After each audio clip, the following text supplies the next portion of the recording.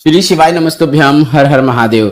गुरुजी पंडित प्रदीप मिश्रा जी द्वारा सीहोर कोबरेश्वर धाम से गुरु पूर्णिमा महोत्सव के अवसर पर शिव पुराण कथा वाची जा रही है, जिसे आप आस्था और यूट्यूब के माध्यम से दोपहर के 1 बजे से 4 बजे तक लाइव देख सकते हैं, या फिर आप इसे सीहोर कोबरेश्वर धाम में पहुंचकर भी देख सकते हैं। आपको बता दें, इस वीडियो में हम आपको गुरुजी पंडित प्रदीप मिश्रा जी के बताए आज की कथा मतलब 25 जुलाई दूसरे दिन की शिव पुराण कथा की संपूर्ण जानकारी देंगे। गुरुजी ने जितने भी नए उपाय बताए हैं, सभी उपायों की जानकारी आपको इस वीडियो में मिलने वाली है, इसलिए वीडियो को आप अंत तक देखें ताकि कोई भी उपयोगी जानकारी आपसे न छूटे। साथ ही आपको इस शिव पुराण में गुरुजी ने जो माता सुख सुंदरी का नाम लेकर किया जाने वाला बिल्कुल नया उपाय बताया है वह बताएंगे। साथ ही सावन के पहले सावन का सबसे विशेष उपाय भी हम आपको इस वीडियो में बताएंगे, इसलिए वीडियो को अंत तक देखें ताकि कोई भी उपयोगी जानकारी आपसे न छूटे। बढ़ते हैं बिना किसी देरी के पहली विशेष जानकारी की ओर। कथा शुरू होते ही गुरुजी ने कहा, कल भी कहा था कथा सुन लेना और कथा को मन में उतार लेना दोनों अलग बात है। कथा सुनने तो लाखों लोग आते हैं, पर जीवन में उतारने के लिए जो विश्वास की आवश्यकता होती है वह कुछ के ही अंदर होती है। बढ़ते हैं आज की शिव पुराण कथा की दूसरी विशेष जानकारी की ओर। कथा में आज गुरुजी ने कहा, जिसने अपने जीवन में बड़ों की बातों को मानना शुरू कर दिया, बड़ों का आदर करना शुरू कर दिया, गुरु जन की बातों को अपनाना अपने जीवन में शुरू कर दिया, जीवन में वह कभी भी रुकता नहीं है, उन्नति की सीढ़ियां वह चढ़ता ही चला जाता है। बढ़ते हैं आज की शिव पुराण कथा की तीसरी विशेष जानकारी की ओर। गुरुजी ने कहा, आज आषाढ़ी एकादशी है, जिसे हम देवशयनी एकादशी के नाम से भी जानते हैं। आज वो दिन है जिस दिन से भगवान विट्ठल आराम करना शुरू करते हैं, चातुर्मास शुरू होता है और सृष्टि का संचालन भोलेनाथ संभालते हैं। बढ़ते हैं आज की कथा की चौथी विशेष जानकारी की ओर। गुरुजी ने कहा, एक होता है ओम नमः शिवाय मंत्र का जाप। शिव पुराण की कथा कहती है कि स्त्री नमः शिवाय के साथ ओम का नाद नहीं कर सकती, उसे नमः शिवाय का जाप करना होता है। पर मन में अगर संशय है तो आप क्या करें, स्त्री हो या पुरुष, आप श्री शिवाय नमस्तुभ्यम मंत्र का जाप कर सकते हैं। बढ़ते हैं आज की कथा की पांचवी विशेष जानकारी की ओर। गुरुजी ने कहा, एक कल प्रश्न आया था कि घर में सास ससुर पति बच्चों किसको सबसे पहले भोजन देना चाहिए। तो गुरुजी ने कहा, पहले आपको अपने घर के बूढ़े पिता स्वरूप ससुर को भोजन देना चाहिए, उसके बाद सास को देना चाहिए। और जब आप सास को दोगे तो वो पहले ही कह देगी कि पहले मेरे बेटे को मेरे बच्चे को भोजन दो, उसके बाद मैं खा लूंगी। सास कभी भी अपने बच्चे के पहले भोजन नहीं खाएगी। इसके बाद आप अपने पति को भोजन दें, इसके बाद अन्य सभी को भोजन दें। बढ़ते हैं आज की कथा की छठवीं विशेष जानकारी की ओर। बेलपत्र का महत्व बताते हुए गुरुजी ने कहा, बेलपत्र के पेड़ के नीचे अगर कोई बैठ जाता है तो उसे अश्वमेघ यज्ञ के समान फल प्राप्त हो जाता है। बेलपत्र के पेड़ के नीचे की मिट्टी को अगर आप मस्तक पे लगा लेते हैं तो हरी चंदन का फल आपको प्राप्त हो जाता है। बेलपत्र के वृक्ष के नीचे अगर आप दीपक प्रज्वलित कर देते हैं तो आप कभी भी कंगाल नहीं हो सकते। बढ़ते हैं आज की शिव पुराण कथा की सातवीं विशेष जानकारी की ओर। गुरुजी ने कहा, शिव पुराण की कथा कहती है, शिव मंदिर में जाकर शिव से कुछ कहने की भी आपको आवश्यकता नहीं होती है। आप जैसे ही अपने घर से जल लेकर भोलेनाथ के मंदिर में पहुंचते हैं, प्रवेश करते हैं और जल जैसे ही शिवलिंग पर अर्पित करना शुरू करते हैं, आपकी सभी मनोकामनाएं भोलेनाथ स्वतः ही समझ जाते हैं। बढ़ते हैं आज की कथा की आठवीं विशेष जानकारी की ओर। गुरुजी ने कहा, कई लोग कहते हैं कि हमारा काम बिना अड़चन के पूर्ण ही नहीं होता है। तो गुरुजी ने कहा कि पृथ्वी में जन्म लिया है तो अड़चन तो आएगी ही। ऐसा कोई भी नहीं है जो आपकी अड़चनों को दूर कर सकता है। और अगर कोई कह रहा है कि हम आपकी सारी अड़चनों को दूर कर देंगे, एक बार हमारे पास आओ, तो वह आपको बेवकूफ बना रहा है, क्योंकि यह सब कर्म के लेख हैं और कर्म के लेख बदलने का बल सिर्फ एक महाकाल में है। बढ़ते हैं आज की शिव पुराण कथा की नौवीं विशेष जानकारी की ओर। गुरुजी ने कहा, पहले भी कहा है, शिव मंदिर से लोटा कभी भी घर पर आपको खाली नहीं लाना है।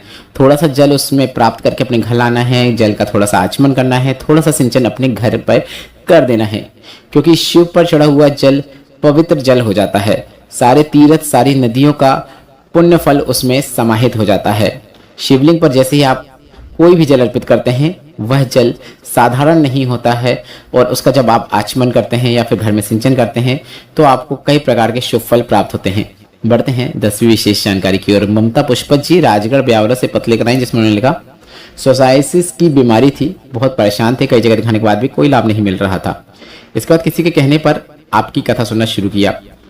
3 साल से आपकी कांवड़ यात्रा में आपके साथ शामिल हो रही हूँ और जल को शिवलिंग पर केदारशिला पर चढ़ाकर उसका सिंचन अपने ऊपर कर लेती हूँ। आज मैं पूरी तरीके से ठीक हो गई हूँ। बढ़ते हैं आज की कथा की 11वीं विशेष जानकारी की ओर। अनिता जी पत्र लेकर आई, जिसमें लिखा, बेटा सरकारी नौकरी के लिए प्रयास कर रहा था पर 1-2 नंबर से हार जाता था। आपकी कथा सुनना शुरू किया, बेटे के साथ कोबरेश्वर धाम आई। बच्चे को मेहनत करने को कहा, बच्चे ने मेहनत करना शुरू किया। सीहोर की कावड़ मैंने और मेरे बेटे दोनों ने भरी। एक बेटा मेरा रेलवे में जॉब कर रहा है, दूसरा बेटा अध्यापक बन गया है, उसी का आभार व्यक्त करने हम कथा पंडाल में आए हैं। बढ़ते हैं आज की कथा की 12वीं विशेष जानकारी की ओर। जयदेवी जी पत्र लेकर आई जिसमें लिखा, पंडाल में बैठकर कथा सुनना शुरू किया, बेटी के लिए नौकरी की कामना की और बेटी की अमेरिका में नौकरी लग गई है, उसी का आभार व्यक्त करने हम कथा पंडाल में आए हैं। बढ़ते हैं आज की कथा की 13वीं विशेष जानकारी की ओर। सुमित गहलोत जी पत्र लेकर आए जिसमें उन्होंने लिखा, एक बार पंडाल में बैठकर कथा सुनी, खुद का मकान नहीं था, बाबा से प्रार्थना कर ली, बाबा ने पता नहीं कैसे कृपा करी, मेरा 2 मंजिला मकान बन गया है, उसी का आभार व्यक्त करने कथा पंडाल में आए हैं। बढ़ते हैं 14वीं विशेष जानकारी की ओर। कुछ नई शिव पुराण कथाओं की जानकारी देते हुए गुरुजी ने कहा, 29 जुलाई को गुरु दीक्षा महोत्सव सीहोर कोबरेश्वर धाम में होगा। इसके बाद 17 से 23 अगस्त तक जयंती भाई स्टेडियम भिलाई में शिव पुराण कथा गुरुजी पंडित प्रदीप मिश्रा जी करते हुए नजर आएंगे। इसके साथ ही 31 जुलाई से 4 अगस्त तक भैरुंदा मध्य प्रदेश में राघव जी मिश्रा जी कथा करते हुए नजर आएंगे। इसके बाद 7 से 13 अगस्त तक रायपुर में राघव जी मिश्रा जी कथा करते हुए नजर आएंगे। बढ़ते हैं 15वीं विशेष जानकारी की ओर।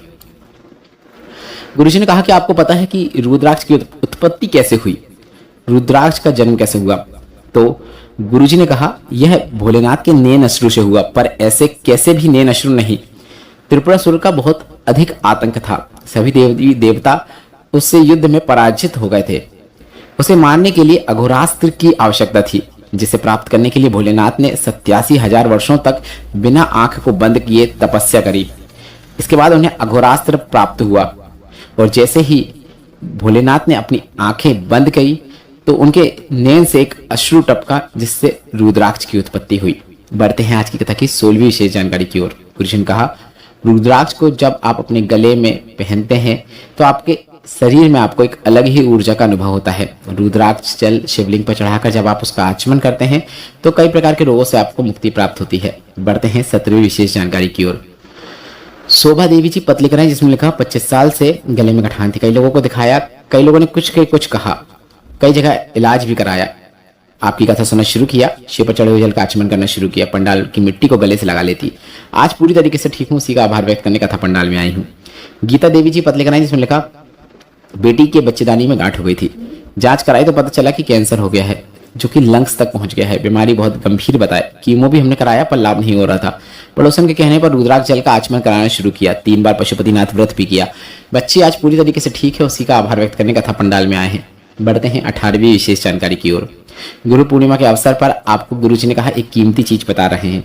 अगर आपको जीवन में लग रहा है कि बहुत उलझन में हो, बहुत तकलीफ में हो और आक्षेप पे आक्षेप तुम पे कोई लगा रहा है, बहुत टेंशन में हो, तो यह उपाय बार बार तो नहीं करना है, जब ऐसी स्थिति फंसे तभी करना है। पुरुष अपने सीधे पांव के जो अंगूठा होता है उसे आपको जमीन में स्पर्श करना है, स्त्रियां अपने उल्टे पांव के अंगूठे के साथ यह उपाय करें।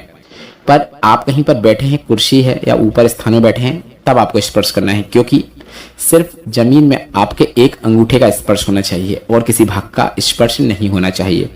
और स्पर्श कराते समय आपको माता सुख सुंदरी का स्मरण करना है। 7 से 8 मिनट में ही आपको आपकी उलझने, कष्ट, तकलीफ से मुक्ति प्राप्त होना शुरू हो जाएगी। यह उपाय बार बार नहीं करना है, सिर्फ विशेष परिस्थितियों में करना है। बढ़ते हैं 19वें विशेष जानकारी की ओर। सावन के पहले सावन का सबसे विशेष उपाय, पूरे वर्ष में आपने भोलेनाथ के शिवलिंग पर 1 लोटा जल चढ़ाया है, पर सावन में आपको 2 लोटे से एक साथ जल शिवलिंग पर चढ़ाना शुरू करना है। इस बात का ध्यान रखना है कि जल की 2 धार होना चाहिए। जल चढ़ाते समय श्री शिवाय नमस्तुभ्यम या नमः शिवाय या फिर ओम नमः शिवाय मंत्र का आपको जाप करना है। बस इतना ही करना है।